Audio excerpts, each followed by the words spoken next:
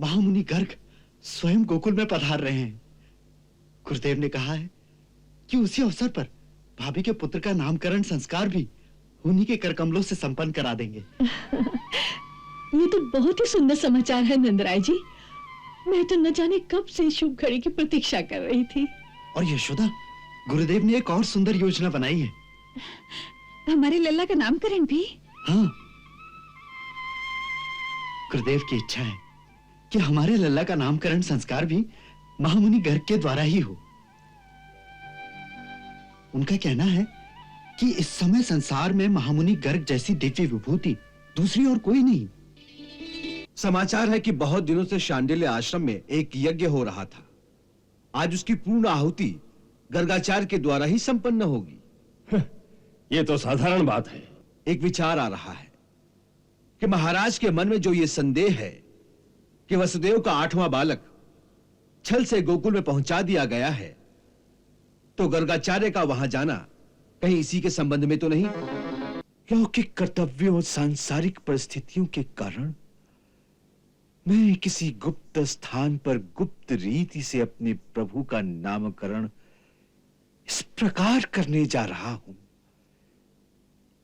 जैसे कोई चोरी करने जाता हो। एक बात तो स्पष्ट है महाराज कि इस कांड में कोई गूढ़ रहस्य अवश्य है। साधारण परिस्थिति में नंद को अपने पुत्र का नामकरण संस्कार बड़ी धूमधाम से करना चाहिए था, परंतु ऐसा कुछ भी नहीं हुआ। यूं चोरों की भांति चुपचाप अपने पुत्र का नामकरण करके गांव वालों से यह कहना कि मेरे पुत्र का नाम कृष्ण है, ऐसा तो निर्धन से निर्धन व्यक्ति भी नहीं करता। मैंने आपको यह सूचना देने के लिए यहां बुलाया है कि महामुनि गर्ग हमारे महायज्ञ की पूर्ण आहुति के समय यहां आशीर्वाद देने पधारेंगे। हमारी इच्छा है कि उस समय वे देवी रोहिणी के पुत्र का नामकरण संस्कार भी कर दे तो अच्छा होगा। वो यादवों के कुलगुरु हैं, इसलिए ये शुभ कार्य उन्हीं के हाथों संपन्न हो जाए तो अति उत्तम होगा। बहुत ही सुंदर योजना है गुरुदेव। इससे रोहिणी भाभी बहुत प्रसन्न होंगी। हमारे मन में एक और संकल्प भी आ रहा है। क्या गुरुदेव? आप तो जानते हैं कि इस धरती पर महामुनि गर्ग से बड़ा कोई ऋषि नहीं। वो स्वयं भगवान शंकर के शिष्य और ब्रह्मवेताओं में सर्वश्रेष्ठ है। भूत और भविष्य का ज्ञान देने वाले ज्योतिष शास्त्र की रचना भी उन्होंने ही की है। वो हमारे लिए भी भगवान की भांति ही पूजनीय है। हम समझते हैं कि इस संयोग का लाभ उठाकर यदि आपके बालक का नामकरण संस्कार भी ऐसी दिव्य विभूति के हाथों संपन्न हो जाए तो बड़ा ही शुभ होगा। गुरुदेव, हम तो आपके ही आश्रित हैं, इसलिए जो कुछ भी आप हमारे लिए सोचेंगे उसमें हमारा कल्याण ही निहित होगा। यदि आपकी ऐसी आज्ञा है तो इसके लिए मैं स्वयं उनसे प्रार्थना करूंगा। अवश्य, और मैं जानता हूं वो इसे स्वीकार भी कर लेंगे।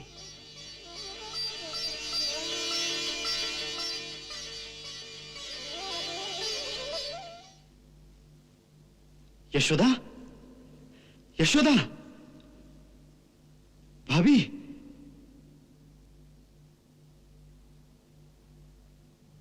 भाभी, बड़ा ही सुखद समाचार है। क्या बात है? बड़े प्रसन्न दिखाई दे रहे हैं।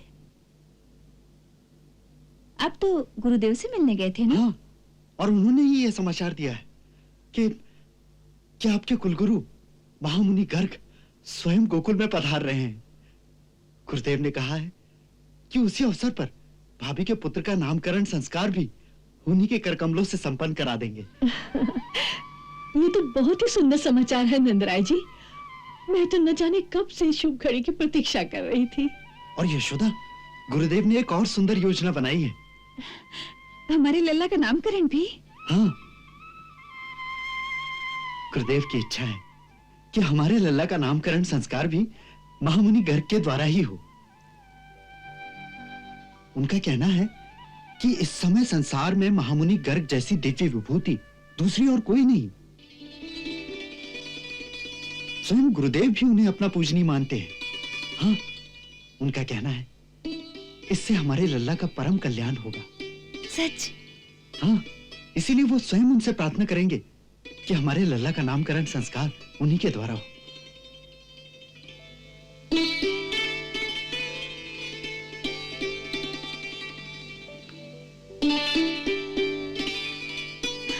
अरे लल्ला, तू कितना भाग्यवान है रे। अपने दाऊ के साथ तेरा भी संस्कार यादव कुल के राजगुरु के हाथों से होगा। नंदराय जी, इस अवसर पर उत्सव तो दोहरा होगा ना? नहीं भाभी, उत्सव के लिए गुरुदेव ने मना कर दिया है। क्यों? उनकी आज्ञा है कि हमें आपके बालक का यह संस्कार बड़ी गुप्त रीति से करना होगा। उनकी सूचना अनुसार कंस अभी भी पूरी तरह निश्चिंत नहीं हुआ। उसके मन में संदेह है कि देव की भाभी की 8वीं संतान कन्या नहीं हो सकती थी। अवश्य ही वसुदेव जी ने उसे छल से कहीं और भेज दिया है। उसी की खोज में उसके गुप्तचर गांव-गांव में घूम रहे हैं। यदि उसे यह पता चल जाए कि यादवों के कुलगुरु द्वारा किसी बालक का कोई संस्कार किया गया है, तो वो उसे ही देव की भाभी की 8वीं संतान समझ लेगा, जिससे उस बालक पर बड़ा भारी संकट आ सकता है।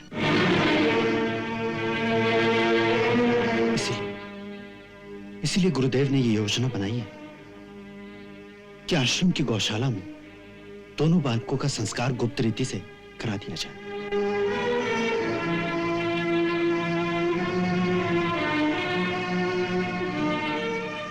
हे भगवान, हे प्रभु, तू ही हम सबकी रक्षा करने वाला है।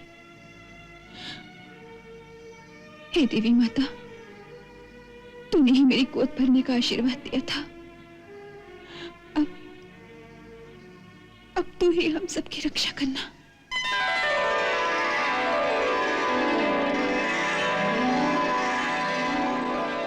कुमार वसुदेव, जैसा मैंने आपको बताया था, मैंने महर्षि शांडिल्य को संदेशा भेज दिया है। उसके अनुसार उन्होंने एक यज्ञ का अनुष्ठान करके हमें उसमें सम्मिलित होने के लिए न्योता भेज दिया है।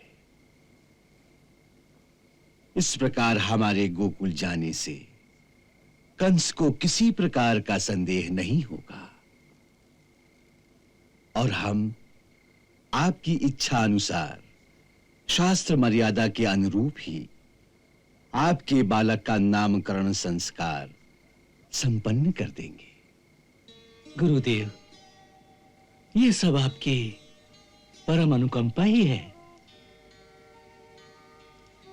गुरुदेव, मेरे पुत्र को मेरी ओर से भी दीर्घायु होने का आशीर्वाद अवश्य दीजिएगा। देवी, मनुष्य के लिए दीर्घायु होना ही पर्याप्त नहीं, उसको तो ऐसा आशीर्वाद दो कि उसका जन्म जिस उद्देश्य से हुआ है उसमें वो सफल हो।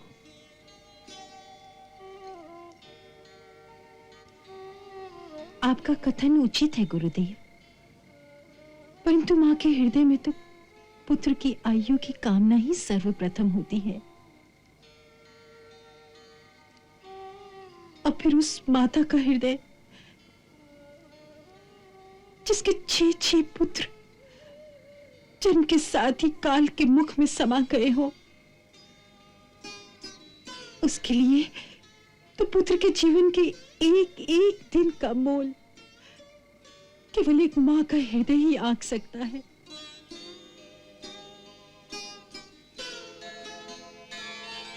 आप इसे स्त्री के हृदय की दुर्बलता भी कह सकते हैं, परंतु इस दुर्बलता के पीछे जो संतान के मोह की विवशता है, केवल एक स्त्री ही जान सकती है। पुरुष इस भावना की गहराई को नहीं समझ सकते, वो इसे दुर्बलता ही कहेंगे, परंतु ये मोह की पीड़ा ही स्त्री का जीवन है।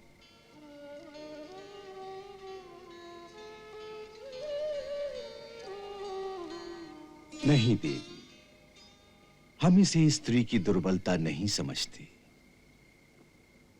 ये जो एक माता के हृदय में प्रतिपल अपनी संतान के लिए एक मंगल कामना उभरती रहती है,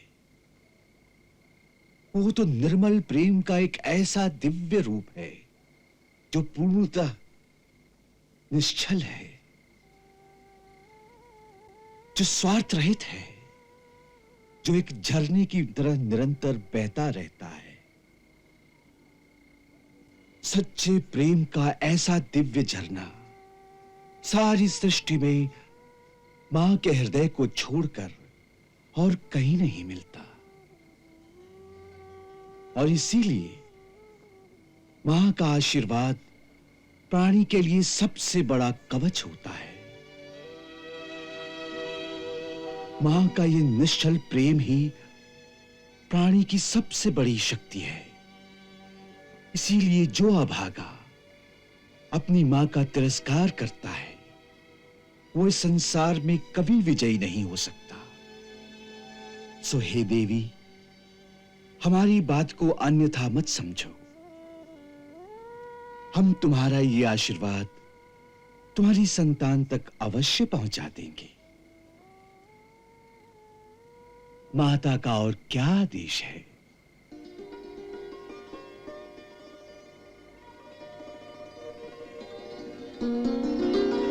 गुरुदेव, मैंने अपनी लल्ला के लिए अपने हाथ से एक रेशम का छपला बनाया है। यदि रोहिणी दीदी की आज्ञा होगी तो संस्कार में उसे पहना दीजिएगा। अति उत्तम, लाओ। मुझे कुछ भान नहीं कि वो कितना बड़ा हो गया होगा। आप दिव्य दृष्टि वाले हैं, आप ही बताइए कि ये पूरा आएगा या ये?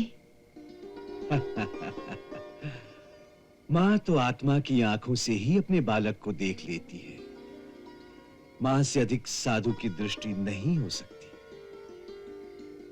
ये तुमने अच्छा किया जो दोनों बना दिए। दोनों मुझे दे दो।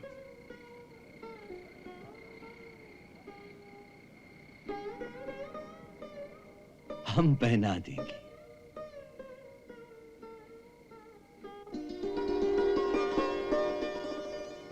धन्य है आपकी लीला प्रभु।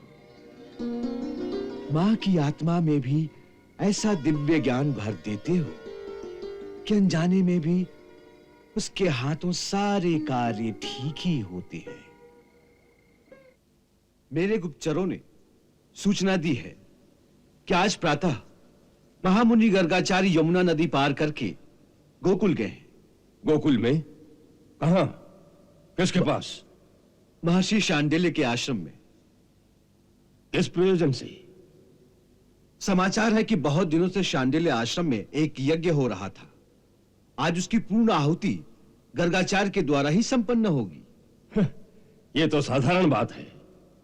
महाराज, वैसे तो इन आश्रमों में इस प्रकार के यज्ञों का होना साधारण बात है, परंतु क्या? वहां गर्गाचार्य का जाना विचार योग्य बात है।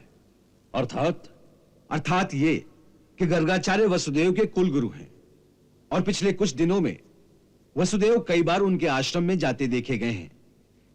फिर इसलिए सेवक के मन में एक विचार आ रहा है कि महाराज के मन में जो ये संदेह है कि वसुदेव का 8वां बालक छल से गोकुल में पहुंचा दिया गया है, तो गर्गाचार्य का वहां जाना कहीं इसी के संबंध में तो नहीं?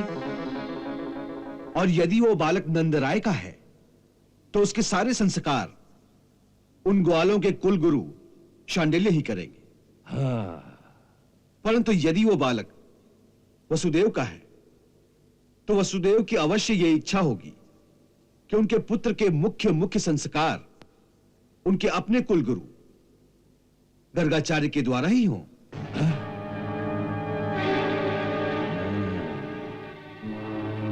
अवश्य यही बात है। महामंत्री, तुम ठीक समझे। अपने गुप्तचरों को वहां भेजो जो गोकुल में जाकर गर्ग मुनि की गतिविधियों पर पूरा ध्यान रखें। जी महाराज। हम अभी तक जो भी करते रहे केवल एक अनुमान पर ही करते रहे, क्योंकि अभी तक पूर्ण विश्वास से तो यह कहा नहीं जा सकता कि यह वही बालक है। मुझे आशा है कि इस बार यह संदेह भी मिट जाएगा। मैंने अपने 2 विश्वस्त गुप्तचरों को शांडिल्य मुनि के आश्रम में भेज दिए हैं। वो साधु वेश धारण करके वहां सबके बीच में ऐसे घूमते रहेंगे कि किसी को पता भी नहीं चलेगा। उत्तम, अति उत्तम। हाँ।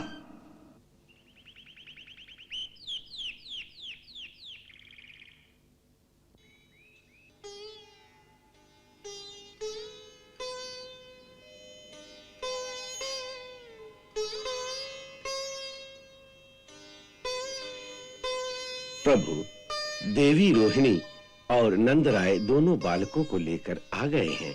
आपकी प्रतीक्षा कर रहे हैं। चलिए प्रभु।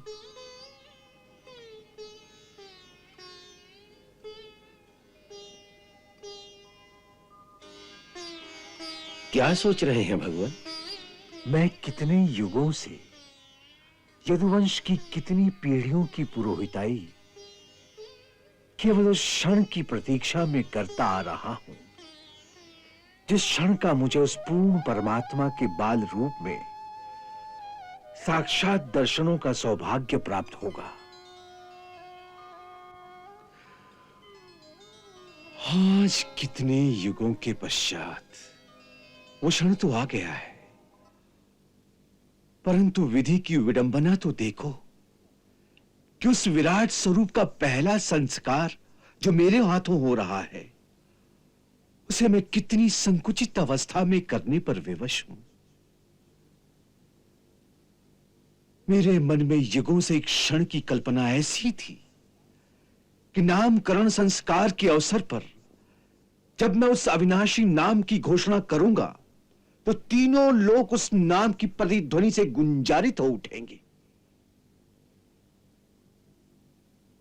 और देखो कि आज लौकिक कर्तव्यों और सांसारिक परिस्थितियों के कारण मैं किसी गुप्त स्थान पर गुप्त रीति से अपने प्रभु का नामकरण इस प्रकार करने जा रहा हूं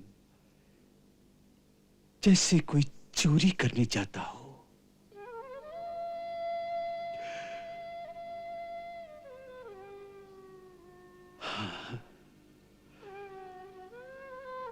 अच्छा,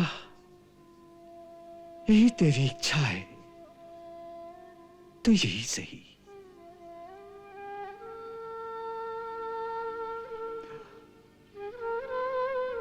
महामुनि, कहां चलना है? भगवान, गौशाला में एकांत है। नंदराय जी वहीं प्रतीक्षा कर रहे हैं। चलिए, आइए आइए। मैं अनुग्रहित हुआ। चलिए।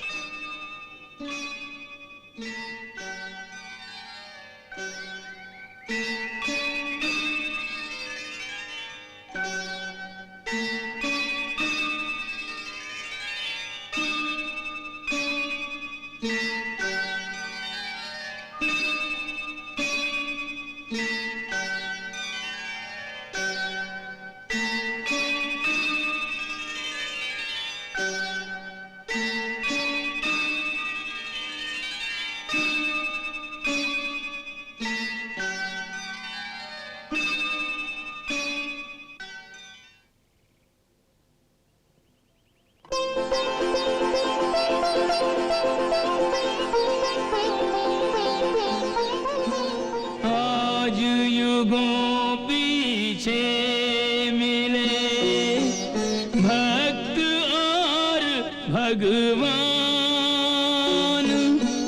एक व्याकुल और एक के मुखड़े पर मुस्कान।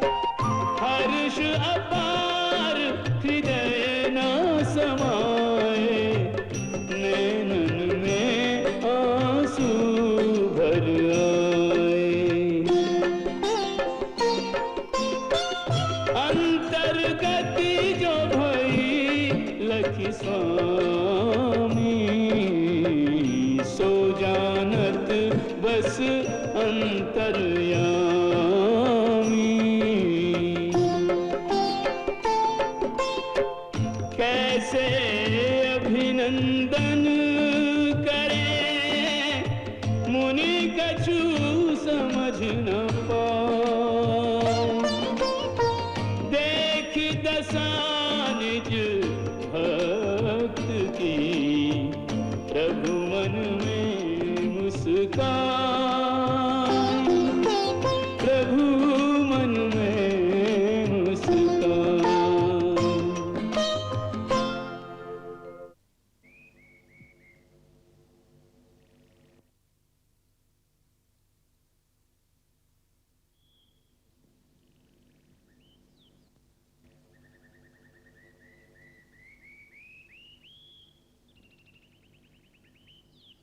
भगवान,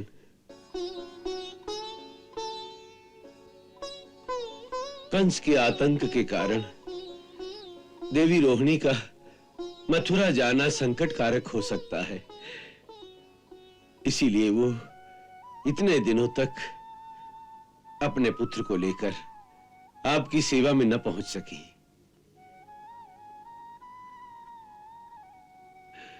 अब आपके श्री चरण गोकुल में पधारे हैं, तो उसकी अपेक्षा है कि आप उसके बालक का नामकरण संस्कार कर देंगे। अवश्य। यदुवंश का कुल गुरु होने के नाते ये मेरा कर्तव्य है और अधिकार भी। आते हुए वसुदेव जी ने भी यही इच्छा प्रकट की थी, सो हम अपना कर्तव्य अवश्य निभाएंगे। कुमार वसुदेव जी की भी यही भावना थी कि कंस को यह पता न चले कि उनकी एक संतान गोकुल में पल रही है। इसीलिए महर्षि शांडिल्य ने गोपनीय रीति से इस गुप्त स्थान पर इसका आयोजन कर दिया है। महामुनि, मेरी भी एक प्रार्थना है। कहिए। आप जैसी दिव्य विभूति का गोकुल में पधारना हम समस्त गोकुल वासियों के लिए जैसे एक आशीर्वाद है, सो इस आशीर्वाद का फल हमें मिलना ही चाहिए। इसलिए यदि आपके हाथों हमारे लल्ला का भी नामकरण संस्कार हो जाए तो हम कृतार्थ हो जाएंगे। परंतु नंदराय जी, ये अधिकार तो आपके कुलगुरु महर्षि शांडिल्य का है। सो भगवान, नंदराय जी की प्रार्थना में हमारी याचना भी सम्मिलित है। मैंने ही गोकुलपति को यह सुझाव दिया था कि यदि ये शुभ कार्य आपके कर कमलों से संपन्न हो जाए तो सर्वथा उचित और मंगलकारी होगा। सो हमारी भी यही प्रार्थना है। आप बड़े उदार हैं महामुनि। मैं होता तो ऐसा शुभ अवसर कभी न छोड़ता।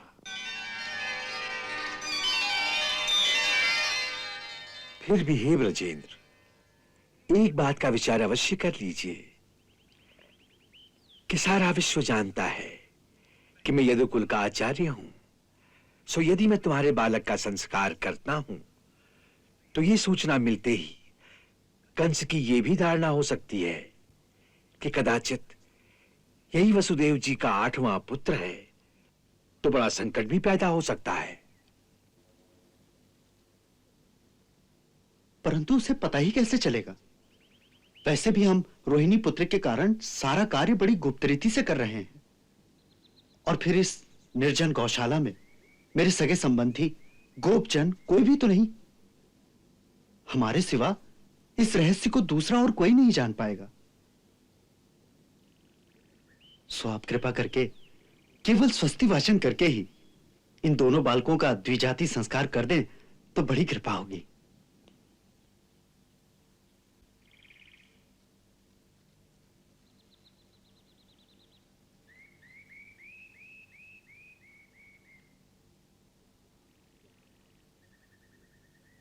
क्या आप इस रहस्य को गोपनीय रखने का वचन दे सकते हैं? अवश्य। अच्छी बात है।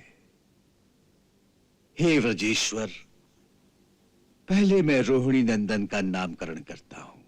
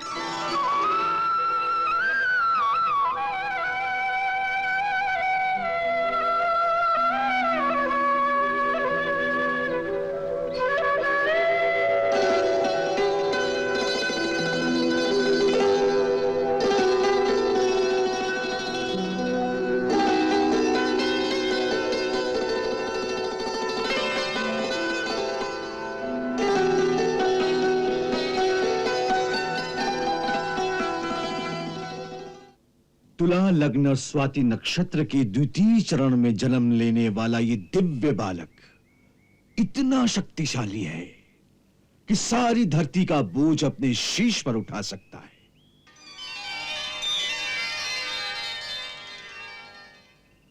इनके अनंत गुण हैं, जिनसे ये सब मित्रों और सगे संबंधियों को अत्यंत आनंदित करेगा। सो इनका नाम होगा राम। इनके बल की कोई सीमा नहीं होगी, अतः लोग इन्हें बलराम भी कहेंगे। बलराम?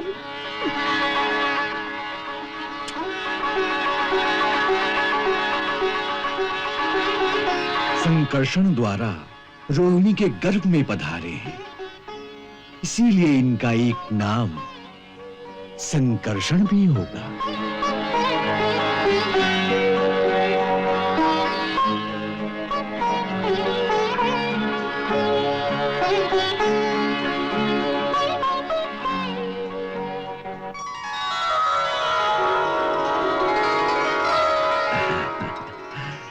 अब यशोदानंदन का नाम सुनो।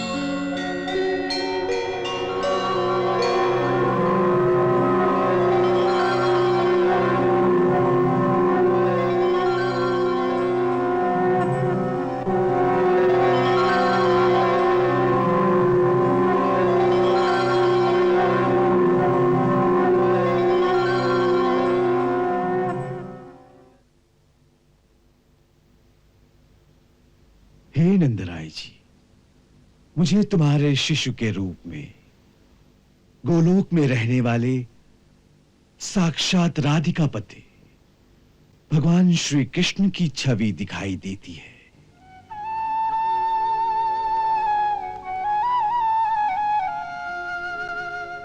सो हम इनका नाम वही रखेंगे। कृष्ण कृष्ण कृष्ण कृष्ण कृष्ण कृष्ण कृष्ण कृष्ण कृष्ण कृष्ण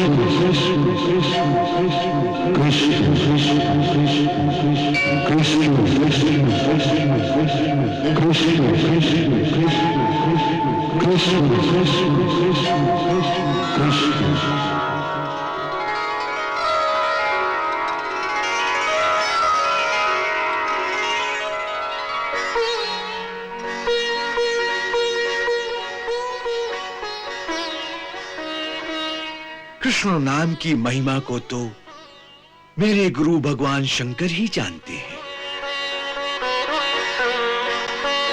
उन्हीं के मुखार बिंद से मैंने इस नाम का रहस्य जाना है। कृष्ण शब्द निर्वाण का वाचक है, रा शब्द मोक्ष का वाचक है और आ शब्द का अर्थ है दाता। सो कृष्ण वो जो निर्वाण और मोक्ष का दाता है। आपके पुत्र के और बहुत से नाम हैं तथा गुण भी अनंत हैं। सो इनके जितने अनंत गुण हैं उनके अनुसार उतने ही अनंत नाम हैं इनके,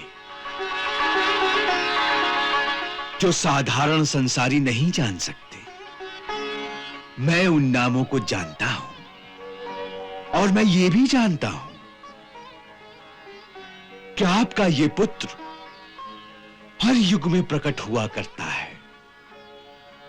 हर बार इनका रंग कभी श्वेत, कभी लाल, कभी पीत, कभी काला होता है।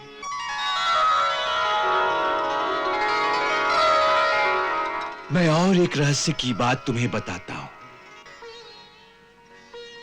आपका ये बालक आपके घर आने से पहले कभी वसुदेव जी के घर में पैदा हुआ था।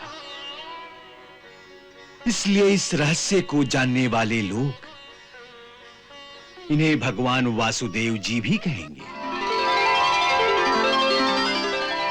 इन आनंद घन के पास इतना आनंद है, इतना आनंद है कि ये बांटते बांटते थक जाएंगे, फिर भी रत्ती भर कम न होगा।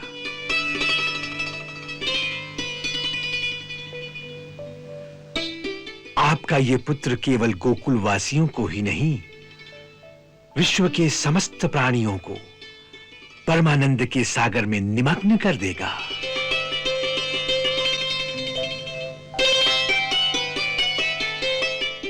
हे व्रजेश्वर, आपके इस बालक का एक बहुत विशेष गुण भी है। वो क्या प्रभु? संसार में जो भी प्राणी इनसे सच्चा प्रेम करेगा, उस प्राणी को अंतर या बाहर का कोई भी शत्रु कभी नहीं हरा सकेगा। इनका प्रेम सर्व विजयी है। ये विश्व में प्रेम की एक अमर गंगा बहा देंगे। नंदराय जी, चाहे जिस दृष्टि से देखें, गुण में, संपत्ति में, सौंदर्य में, शक्ति, कीर्ति और वैभव में आपका ये पुत्र साक्षात भगवान नारायण के समान होगा। आप लोग बड़ी तत्परता और सावधानी से इनकी रक्षा कीजिए।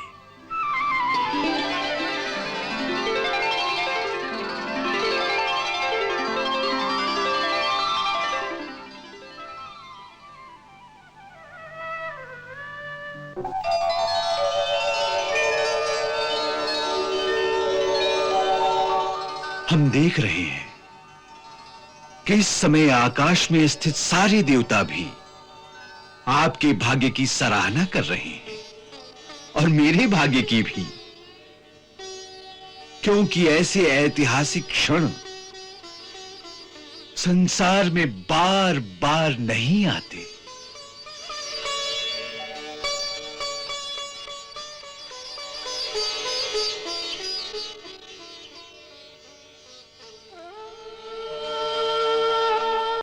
कृष्ण, कृष्ण, तो कृष्ण नाम रखा है उसका? जी महाराज। तुम्हें कैसे पता चला? ये तो सारे गोकुलवासी जानते हैं कि नंदराय ने अपने पुत्र का नाम कृष्ण रख दिया है। नामकरण संस्कार किसने किया? ये कोई नहीं जानता। क्या इन दिनों नंदराय अपने पुत्र को लेकर शांडिल्य के आश्रम में गए थे? महाराज, इसका तो कोई पता नहीं लगा। हां, घर के सेवकों से इतना पता जरूर लगा है कि कभी कभी नंदराय अपने पुत्र को लेकर कुल गुरु शांडिल्य के आश्रम में जाया करते हैं। हम कभी कभी की बात नहीं पूछते। हम ये जानना चाहते हैं कि पिछले 2 दिनों में जब गर्ग मुनि वहां थे, इस अवसर पर नंद राय अपने पुत्र को लेकर शांडिल्य के आश्रम में गए कि नहीं? महाराज, इसका कोई पता नहीं। यदि गए होंगे तो गुप्त रीति से गए होंगे। जो कार्य गुप्त रीति से किया जाए उसी का पता लगाना गुप्तचर का काम है। तुम ही तो कहते हो कि यह सूचना सार्वजनिक है कि नंद राय ने अपने पुत्र का नाम कृष्ण रख दिया है। तो ऐसी सार्वजनिक सूचना लाकर तुमने कौन सा चमत्कार किया है? तुम्हारा काम था यह पता लगाना कि बालक का नामकरण संस्कार कहां किया, किसने किया, किसने पूजा की, कौन कौन लोग वहां उपस्थित थे?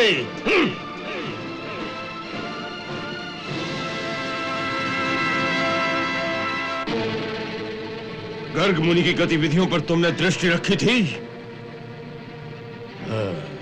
वो कभी गोकुल में गए थे?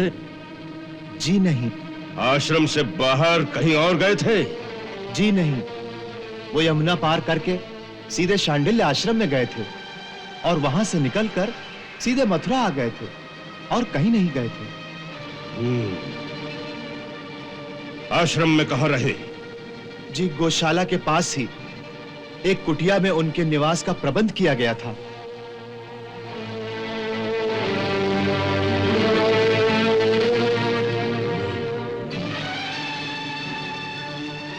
एक बात तो स्पष्ट है महाराज कि इस कांड में कोई गूढ़ रहस्य अवश्य है। तनिक सोचिए, साधारण परिस्थिति में नंद को अपने पुत्र का नामकरण संस्कार बड़ी धूमधाम से करना चाहिए था। इतने वर्षों की प्रतीक्षा के बाद उसके घर में संतान हुई है, इस कारण से तो ये उत्सव और भी बड़ा होना चाहिए था। न केवल सगे संबंधियों बल्कि आसपास के 10-20 गांवों को भोजन कराना चाहिए था उसे। परंतु ऐसा कुछ भी नहीं हुआ। यूं चोरों की भांति चुपचाप अपने पुत्र का नामकरण करके गांव वालों से यह कहना कि मेरे पुत्र का नाम कृष्ण है, ऐसा तो निर्धन से निर्धन व्यक्ति भी नहीं करता, वो भी अपने जात बिरादरी वालों को अपने उल्लास में सम्मिलित करता है।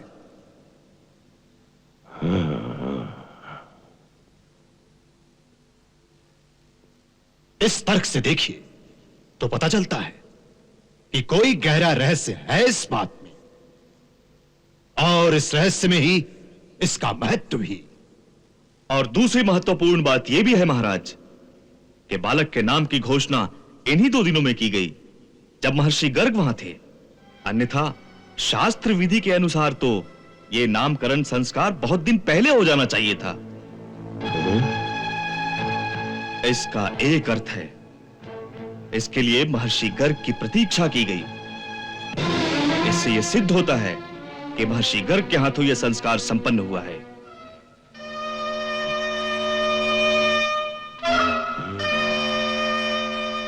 यदि यह गर्ग मुनि के हाथों नामकरण हुआ है तो इसका मतलब यह सिद्ध होता है यह बालक नंदराय का नहीं बल्कि वसुदेव और देवकी का पुत्र है। यह बात मेरी समझ में नहीं आती कि हम इस बात को सिद्ध करने के लिए इतना जोर क्यों दे रहे हैं कि वो नंद का पुत्र है या वसुदेव का, दोनों में से किसी का भी हो। परंतु इस बात से तो इनकार नहीं किया जा सकता कि यही कृष्ण नाम का बालक हमारा परम शत्रु है। इसी ने पूतना को मारा, श्रीधर को अपाहज कर दिया, कागासुर का मृत शरीर भरे दरबार में महाराज के सामने फेंक कर महाराज को जैसे एक चुनौती दी। फिर उत्कच जैसे परम बलि को एक ही ठोकर से यमलोक भेज दिया। इसमें अब कोई संदेह नहीं रहा कि यह सब इसी बालक के मायावी कारनामे हैं। जब शत्रु सिद्ध हो चुका है तो हमें केवल इस बात पर बहस करनी चाहिए कि उसका सामना किस शक्ति के द्वारा किया जाए, किस प्रकार उसका नाश किया जाए। फिर उससे क्या अंतर पड़ता है कि वो बालक नंद का हो अथवा वसुदेव का। अंतर है, और ये अंतर बड़ा महत्व रखता है, क्योंकि यदि ये नंद का पुत्र है तो ये केवल कोई साधारण मायावी शक्ति है जिसे विष्णु ने हमें भरमाने के लिए भेज दिया होगा, ताकि उसकी चाल में फंसकर हम इसे ही अपना असली शत्रु समझ लें और इसी पर ही आक्रमण करते रहें।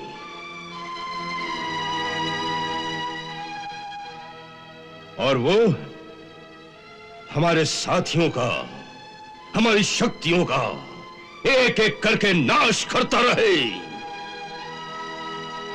और जो असली शत्रु है वो कहीं आराम से पलता रहे। और यदि ये देवकी और वसुदेव का पुत्र है तो फिर ये वही है जिसकी चेतावनी आकाशवाणी ने हमें दी थी, जिसकी प्रतीक्षा लोग तारणहार के रूप में कर रहे हैं, और जो कंस को मारने के लिए पैदा हुआ है।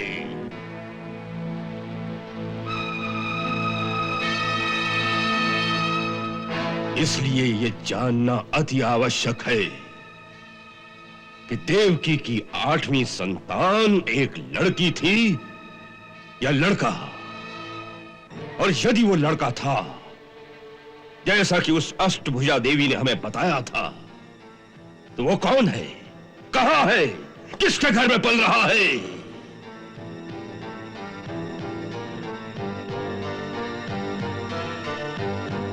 यह जानने का एक उपाय मेरी समझ में आता है। क्या? वसुदेव। हाँ? वसुदेव? हाँ, वसुदेव। वसुदेव सत्यवादी है, वो झूठ नहीं बोलता। महाराज उससे सीधा प्रश्न करें, और यदि वो उत्तर ना दे तो उसे ऐसी यातनाएं दी जाएं कि वो सत्य बोलने पर मजबूर हो जाए। यह बात विचार योग्य है चाणूर।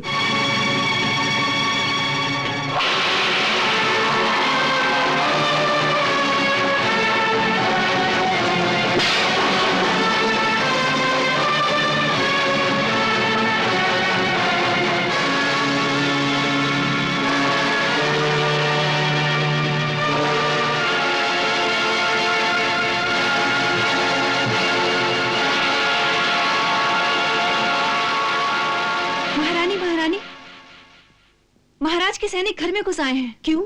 गृह स्वामी को पूछ रहे हैं। गृह स्वामी को पूछ रहे हैं?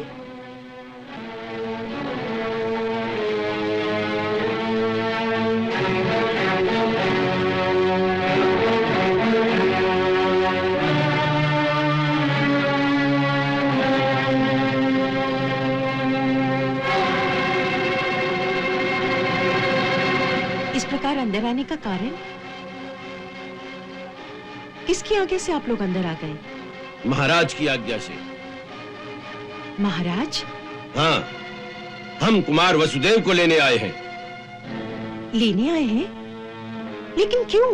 ये हम नहीं जानते। उनकी आज्ञा है कि कुमार वसुदेव जहां भी हो उन्हें तुरंत ले आओ। वो इस समय किसी कार्यवश बाहर गए हैं। आप जाइए, मैं उन्हें महाराज का संदेशा दे दूंगी। नहीं, उनके आने तक हम यहीं प्रतीक्षा करेंगे। सिपाहियों,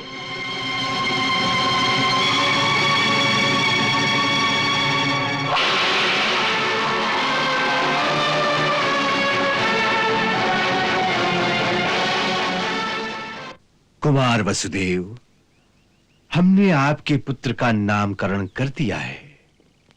धन्यवाद गुरुदेव। क्या नाम रखा है मेरे पुत्र का? बलराम। बलराम, सुंदर, अति सुंदर नाम है। देवकी सुनेगी तो अति प्रसन्न होगी। वो प्राय कल्पना से ही अपने पुत्र का चित्र मन ही मन बनाया करती है। कई बार तो उससे बातें भी करती है। एक बार कहने लगी कि लल्ला लल्ला कहकर पुकारती हूं तो वो सुनता ही नहीं। कहता है लल्ला तो हर बालक को पुकारते हैं, मुझे मेरे नाम से पुकारो। पगली है ना, सो ऐसी बातें करती है, परंतु आज जब उसे अपने पुत्र का नाम ज्ञात होगा तो वो अति प्रसन्न होगी।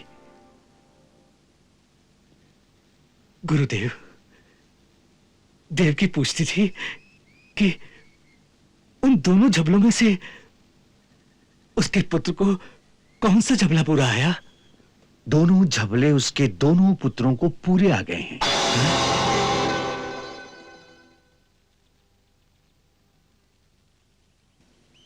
दोनों पुत्रों को? हाँ कुमार, देवकी के दोनों पुत्रों को। हमने आपको उस दिन कहा था कि और भी कई रहस्य हैं जिन्हें आपसे छुपा कर रखा गया है, क्योंकि उस समय हमें इन बालकों की सुरक्षा की चिंता थी। परंतु अब मैं आपके अष्टम पुत्र के रूप में स्वयं पर ब्रह्म भगवान श्री कृष्ण की छवि इन्हीं आंखों से देखकर आया हूं।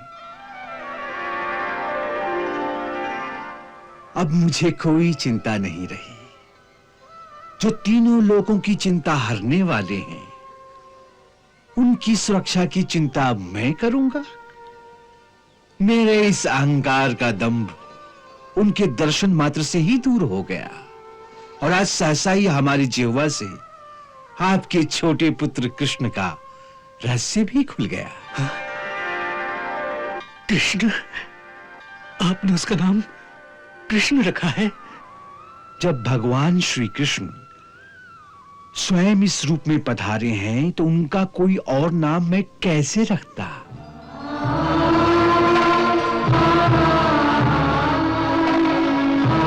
गुरुदेव, आपके कहने का अर्थ ये है कि हमारी अष्टम संतान वो कन्या नहीं थी।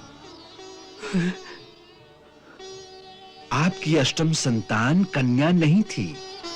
आपकी अष्टम संतान तो एक पुत्र था, जैसा कि आकाशवाणी ने कहा था। पुत्र था? हाँ। और वो वही है कृष्ण, जो इस समय नंदराय जी का पुत्र कहलाता है।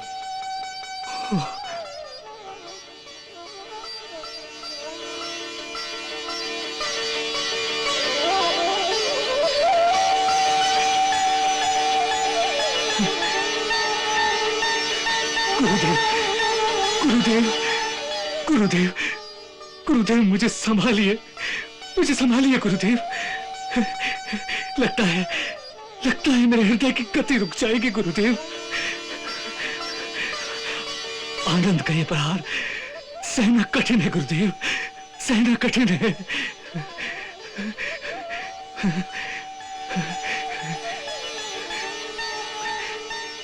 गुरुदेव, क्या ये सच है?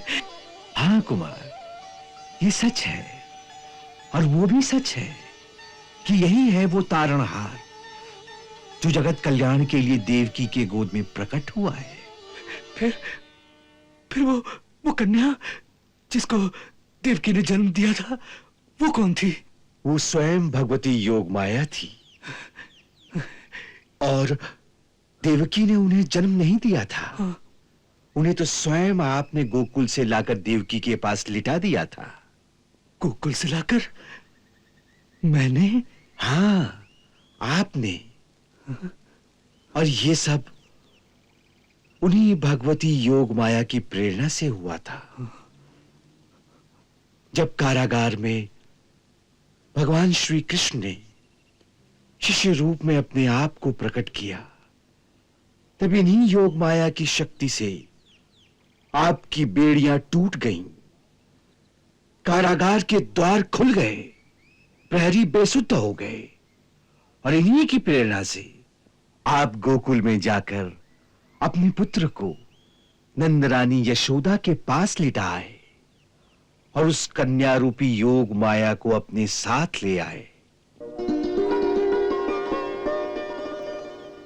वो योग माया ही थी जो कंस के हाथों से छिटक कर आकाश में अष्टभुजा शक्ति के रूप में प्रकट हुई थी।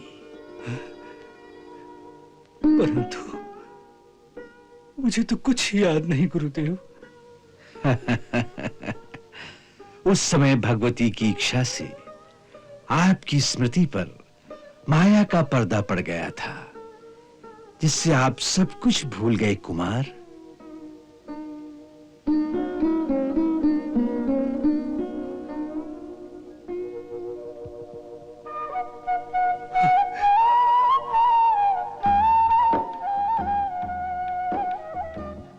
ऐसी दिव्य अनुभूति से मेरी चेतना, मेरी स्मरण शक्ति को वंचित रखकर मेरे साथ अन्याय किया गया है गुरुदेव। गुरुदेव, आपकी पहुंच तो वहां तक है, सो कृपया योग माया से कहिए कि ऐसी विचित्र लीला जो सहस्त्रों युगों में भी इस धरती पर पहले कभी नहीं हुई, उस विचित्र लीला का एक सक्रिय अंग होकर भी उसकी आनंद की स्मृति से मैं वंचित रहूं, यह न्यायोचित नहीं है। जहां तक इस आशंका का प्रश्न है कि मैं सत्यवादी हूं, तो मैं आपको विश्वास दिलाता हूं कि मैं बोलूंगा तो सत्य कहूंगा ना, परंतु यदि बोलूंगा ही नहीं तो मेरे शरीर के सैकड़ों टुकड़े करके भी कोई मुझे बोलने पर विवश नहीं कर सकता। इतना मुझ पर विश्वास रखिए गुरुदेव। परंतु मुझे उस दिव्य अनुभव की याद लौटा दीजिए, उसके एक एक क्षण को मेरे सामने फिर से जीवंत कर दीजिए गुरुदेव, ताकि मैं मन की आंखों से उसकी याद को बार बार अनुभव कर सकूं, उसके एक एक क्षण को मैं बार बार फिर से जी सकूं।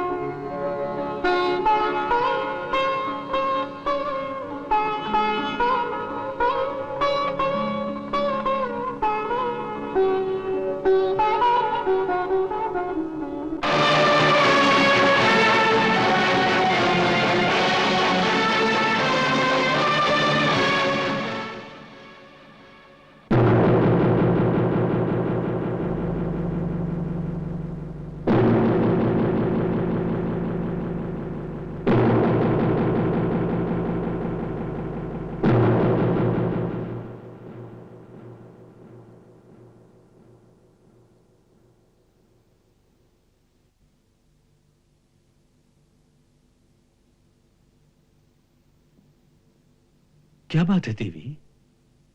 द्वार पर कोई द्वारपाल नहीं, घर में भी चारों ओर चुपचाप है, ना कोई सेवक ना सेविका, और आप भी इस तरह से अकेली गुमसुम सी खड़ी हैं।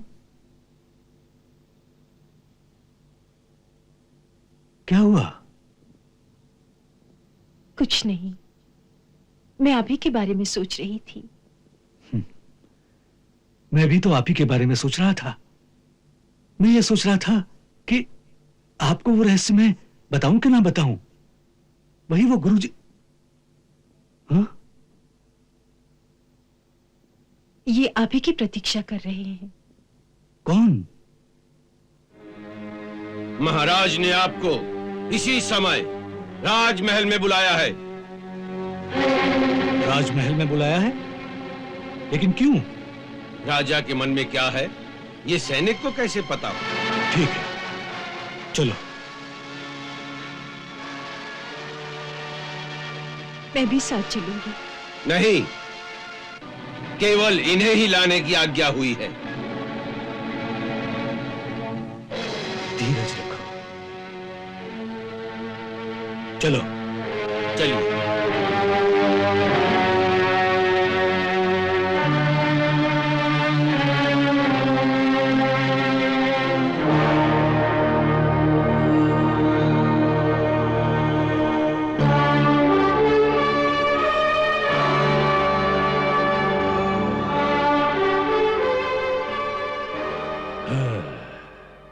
तुम जा सकते हो। जो आज्ञा।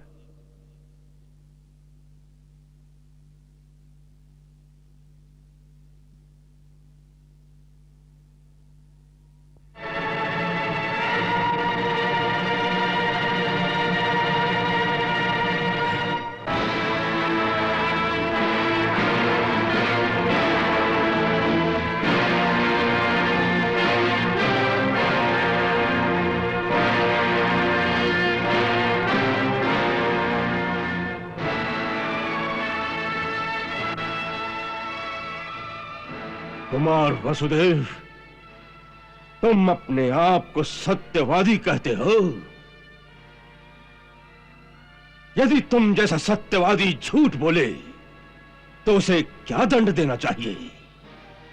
दंड देने का काम तो राजा का है, सो ये राजा ही निश्चित करेंगे कि झूठ बोलने के लिए क्या दंड देना चाहिए। हाँ, इसका अर्थ यह है कि तुम ये बात स्वीकार करते हो कि तुमने झूठ बोला है। नहीं, मैं इस बात को स्वीकार नहीं करता कि मैंने कोई झूठ बोला है। तुमने अवश्य झूठ बोला है, और इससे इनकार करके एक और झूठ बोल रहे हो। जब उसे अपनी 8वीं संतान कहकर तुम लोगों ने उस कन्या को मेरे हवाले किया, तभी मुझे संदेह हो गया था कि इसमें अवश्य मेरे साथ कोई छल किया जा रहा है।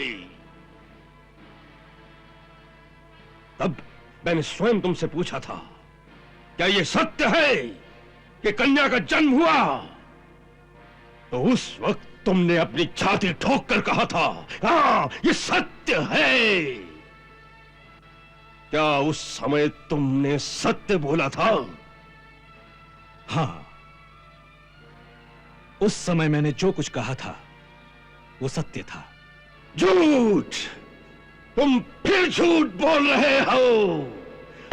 बार बार झूठ बोलने से असत्य सत्य सिद्ध नहीं किया जा सकता।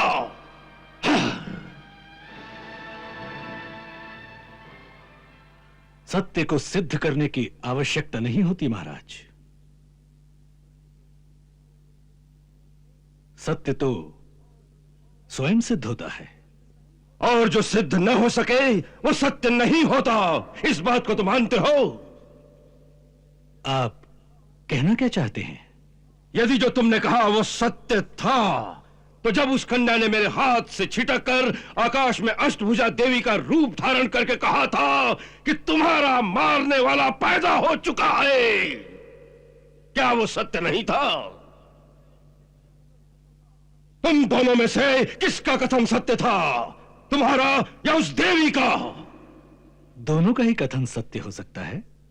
सत्य दो नहीं हो सकते, सत्य एक ही हो सकता है और सर्वदा एक ही रहता है। जो आज सत्य है कल भी वही सत्य होगा। यही सत्य की परिभाषा है। सत्य की परिभाषा बड़ी कठिन है महाराज। मनुष्य जितना जानता है, जितना उसका ज्ञान होता है, उसके लिए उतना ही सत्य है, क्योंकि ज्ञान अधूरा होता है। इसलिए मनुष्य के लिए उसका सत्य भी अधूरा हो सकता है। तो तुम अधूरा सत्य जानते हो, तो फिर पूर्ण सत्य कौन जानता है? हाँ। पूर्ण सत्य तो केवल अंतर्यामी भगवान ही जानते हैं। हाँ। वैसे भी पूर्ण सत्य क्या और असत्य क्या, इसकी मीमांसा बड़ी जटिल है। वास्तव में संसार भी पूर्ण सत्य नहीं है। केवल माया के भ्रम में पड़कर हम संसारी लोग इसे सत्य मान रहे हैं, क्योंकि योग माया प्राणी को जितना ज्ञान, जितनी बुद्धि देती है, प्राणी की दृष्टि में उतना ही सत्य होता है।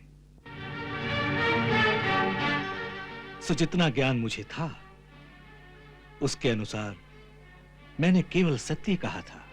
हाँ। इन शास्त्र दर्शन की बातों में उलझाकर तुम मुझे धोखा नहीं दे सकते। हाँ। मैं जानता हूं कि तुमने अपना अष्टम पुत्र छुपाकर कहीं और भेज दिया है। हाँ।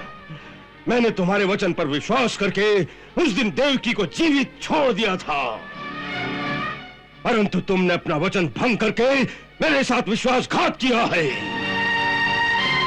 तुमने मेरे साथ छल किया है। तुम भीषण दंड के अधिकारी हो। मैं तुम्हारे इस लांछन का प्रतिकार करता हूं कि मैंने तुम्हारे साथ विश्वासघात किया है। मैंने अपने होश में तुम्हारे साथ कोई छल नहीं किया। तो इसका अर्थ यह है, इसका अर्थ यह है कि तुम उस समय होश में नहीं थे। है? क्या अब होश में हो? अब कुछ बता सकते हो? हाँ? मैं अंतिम बार पूछ रहा हूं वसुदेव।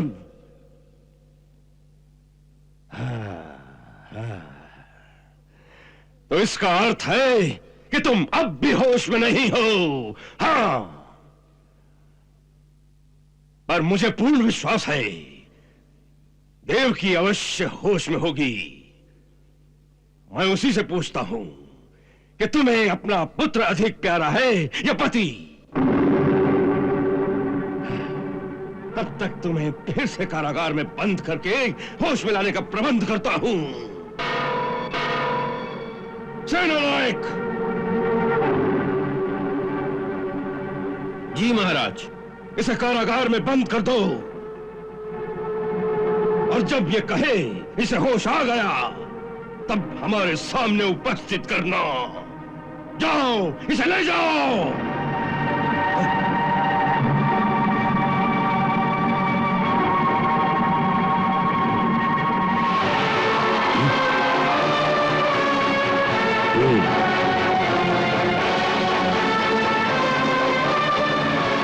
देवकी। हाँ?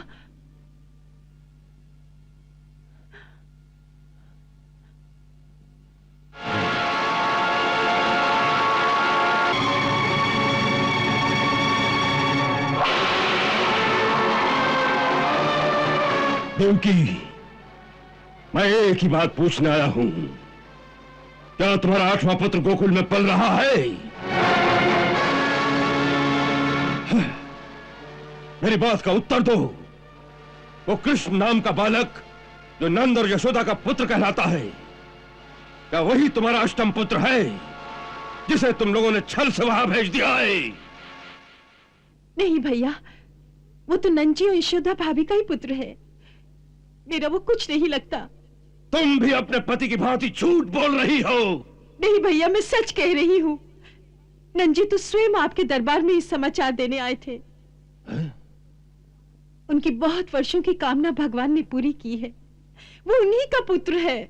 यही तो प्रश्न है। इतने वर्षों से जो कामना पूरी नहीं हुई, वो सहसा उसी दिन कैसे पूरी हो गई जिस दिन तुमने एक कन्या को जन्म दिया। ये तो संयोग की बात है। संयोग की नहीं, ये छल की बात है। तुम्हारे यहाँ पुत्र हुआ था, कन्या नहीं। नहीं भैया, मैंने उस कन्या को ही जन्म दिया था जिसे आप मेरे हाथों से छीन कर ले गए थे। देवकी, तुम्हें अपना पुत्र अधिक प्यारा है या पति?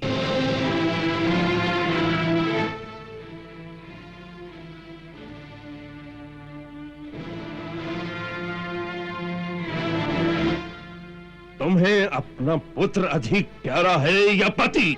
भैया, भैया ये क्या कह रहे हो? मैं ठीक कह रहा हूं। मेरे साथ छल करने का परिणाम बड़ा भयंकर होगा। मुझे सच सच बता दो, तुमने अपने पुत्र को छुपाकर कहां भेज दिया है? यदि झूठ बोलोगी तो पहले तुम्हारे पति को सूली पर चढ़ा दूंगा। नहीं भैया, हम पर दया करो। मेरे पति सत्यवादी है, वो कभी झूठ नहीं बोलते। तुमने मेरी सारी संतानें मुझसे छीन ली, अब मुझे मेरे पति से वंचित ना करो। अपने हाथों अपनी बहन का सुहाग ना उजाड़ो। मैं शपथ खाकर कहती हूँ कि हमने कोई छल नहीं किया। मेरी अष्टम संतान वो कन्या ही थी।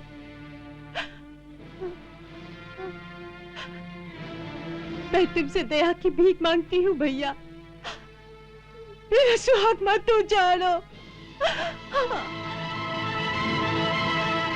जिस बहन को अपने भाई का जीवन प्यारा नहीं होता, वो बहन कहलाने के योग्य नहीं होती। हम पर दया करो भैया। हाँ, सेना नायक, ये लोग सीधी तरह नहीं बोलेंगे। इसे भी अपने पति के पास कारागार में भेज दो। देवकी, तुम कंस की शक्ति को नहीं जानती। तुम्हारा अष्टम पुत्र तीनों लोक में कहीं भी छुपा हो, कंस उसे ढूंढ निकालेगा।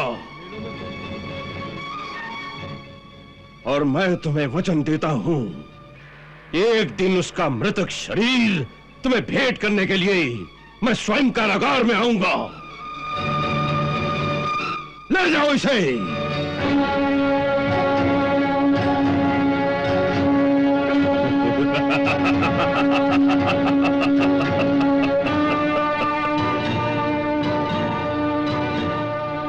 देवकी, मैं तुम्हें एक अवसर और देता हूं। कारागार में अपने पति को समझाकर सब सच सच बता दो। मैं तुम दोनों को मुक्त कर दूंगा।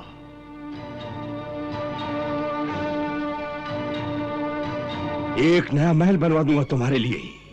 तुम्हारे पति को राज दरबार में एक सम्मानित पदवी प्रदान कर दूंगा। हाँ।